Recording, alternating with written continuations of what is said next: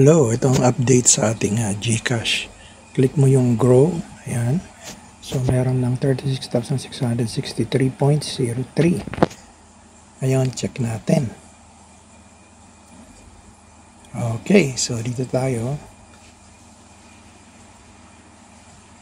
Ayan yung aking investment.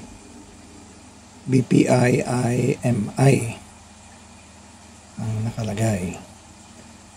Click natin yung mga funds na available. So, ALFM, Global Multi-Asset, at marami pang iba. Pero mas nag-focus ako doon sa ALFM kasi may dividendo. So, ngayon i-update ko kayo. By the way, ito ay 3 years na, no? Kaya umabot na ng 30 plus. Ano lang, 1K, 500. So, basta may konting extra. Yeah.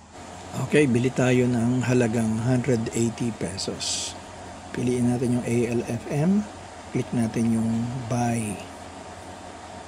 Okay, lagay natin yung amount kung magkano ang ating bibilhin.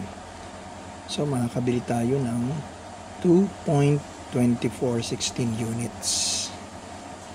Alright, so, let's buy it. Next. Ayan na. Okay. So, agree. Confirm. O yan. Bumili na tayo. So, mga ilang araw pa bago yan makredit. August 22 pa.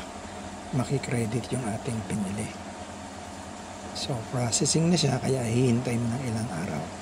Ang ating dividend for this month ay 166.67 pesos.